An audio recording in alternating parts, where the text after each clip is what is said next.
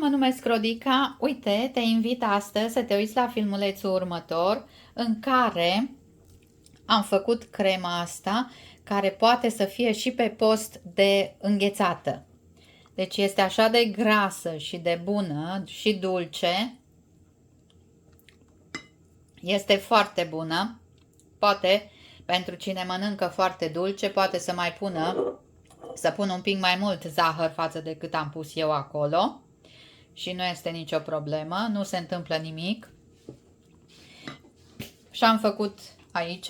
Eu o să o pun în caserole, o pun la congelator și când îngheață, o mâncăm de acolo pe post de înghețată. Îți doresc vizionare plăcută și toate cele bune. Numai bine! Bună ziua! Bine ai venit în bucătăria mea, mă numesc Rodica și îți propun astăzi să facem o cremă delicioasă pe care noi putem să o folosim și pe post de înghețată. Eu când am musafiri îi întreb: ce vreți? Fă-ne nouă crema aceea cu fructe și după aceea să o pui la congelator. Dar când o pui la congelator, pentru că eu nu am aparat de înghețată, trebuie la jumătate de oră să tot o scoți și să amesteci în ea. Pentru asta, pentru crema asta, am pregătit 250 de grame de mascarpone, care o să-l pun aici în bolul ăsta la alt mare, ca să n-am surprize. Așa. Și 250 de grame de smântână pentru frișcă. Eu am cumpărat-o asta, dar poți să folosești la fel de bine smântână de acasă. Dacă ai smântână bună, să fie grasă, să nu-ți fie frică să folosești smântână pentru frișcă, pentru că dacă respecti niște pași, nu ți se face unt, nu se face unt. Și dacă se face unt, ia că ai un unt mai dulce și îl poți mânca atunci când, sau copiii când mănâncă pâine cu dulceață și cu unt, este la fel. Și am mai pregătit aici, pentru că nu am fructe de sezon, din acelea de pe câmp, am cumpărat de la magazin și pe câteva le-am fleșcăit așa, ca să le amestec acolo. Pentru moment va trebui să batem frișca cu tot ce e aici. Am și niște zahăr pudră. Acum fiecare își spune zahăr în frișcă atâta cât dorește. Eu nu pun mult pentru că la mine nu mănâncă nimeni cu mult zahăr. Eu atâta pun. Nici nu am mult, am 250 pentru că la crema asta se pune 200, cantitate egală de mascarpone și de smântână pentru frișcă. Pun aici și încep să mixez încet ca să nu-mi sară, că mie din bolul ăsta de obicei îmi sare. În 10 minute trebuie să se bată. Dau un pic mai tare, s-a spart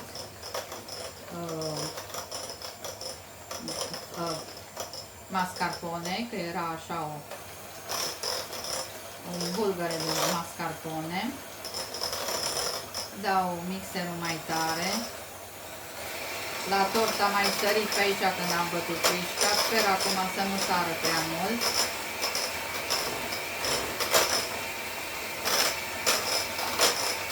Nu știu de ce a sărit atunci.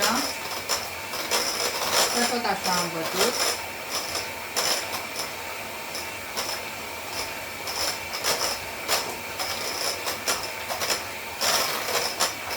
Se vede ușor, se bate, nu e nicio problemă.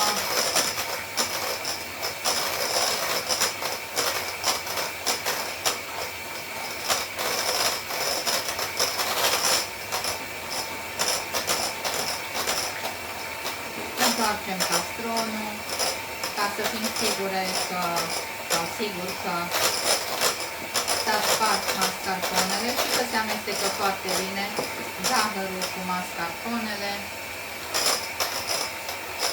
Mascarpone este smântână, deci nu-i brânză.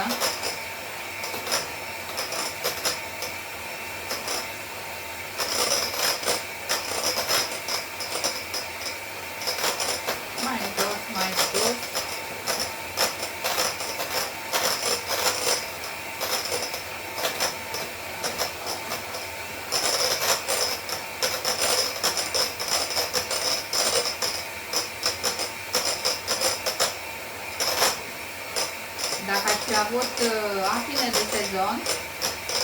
Aș fi făcut un pic de dulceață, după care o amestecam, o strecuram și o amestecam cu gelatină ca să fie un pic, să fie mai groasă, dar asta este, afinele astea sunt diferite. Poți să faci și cu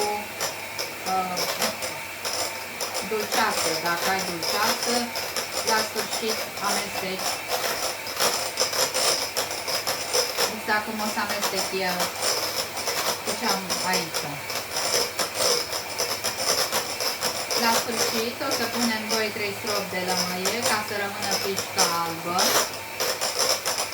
să rămână crema albă. Și dacă o ținem câteva zile, o poți pune pe tort, îmbrăca tortul, poți să faci diverse. Este foarte versatilă. Mai curăț un pic aici, ca să ajungă toată frișca jos, să se amestece.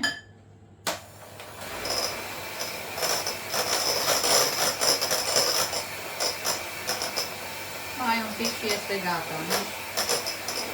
Nu au trecut 10 minute, mai puțin.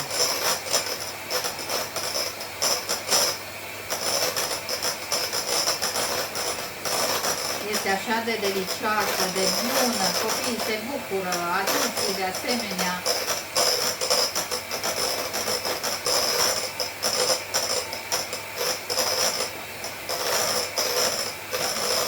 Gata.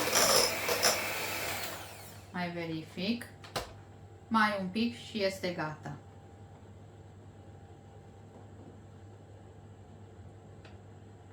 Aici este pericolul să treacă în extremă.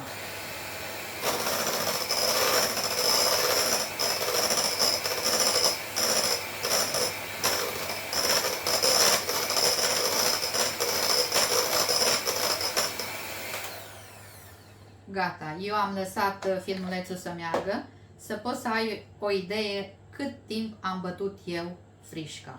Mă rog, crema, că e amestecat cu mascarpone. Acum o să pun 2-3 stropi de lămâie.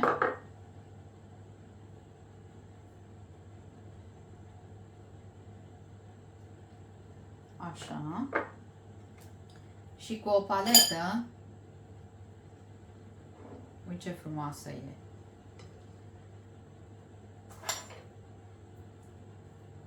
Pun din ceea ce am aici.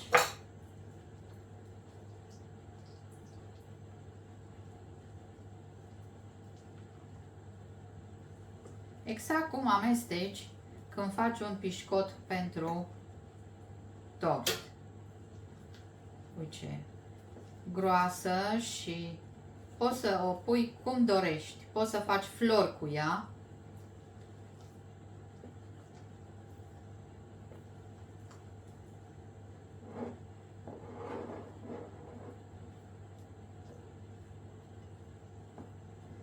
Mai am un pic. Asta o pun tot. Și încerc să pun și câteva fructe întregi. Atunci când amestec, să se amestece împreună.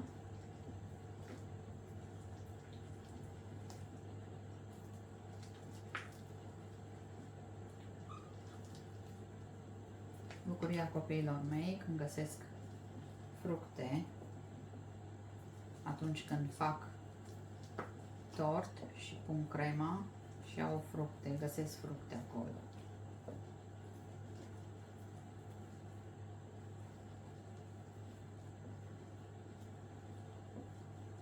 Dacă ai ceva care se amestecă mult mai bine, dulceață, o bază pentru creme, eu am un filmuleț acolo cu bază pentru creme la mine pe canal.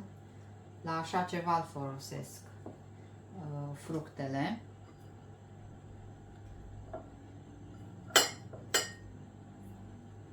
Dacă este prea subțire, fac un pic de gelatină, îl strecor dacă are semințe, strecor dulceața și dacă e prea, n-am pus mult zahăr sau mai știu eu ce, atunci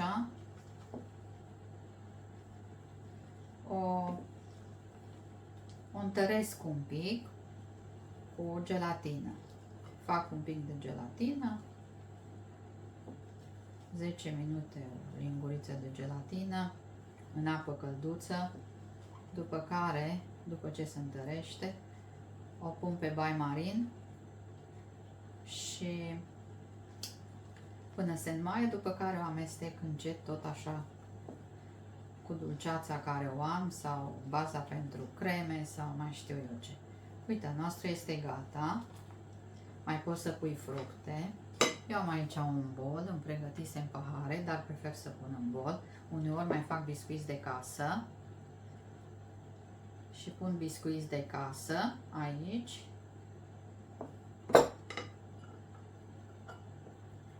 Și amestec cu cremă. Uite.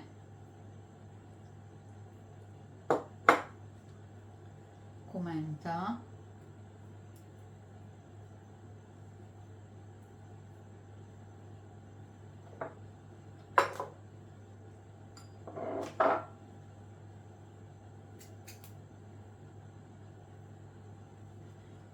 Uite ce frumos arată.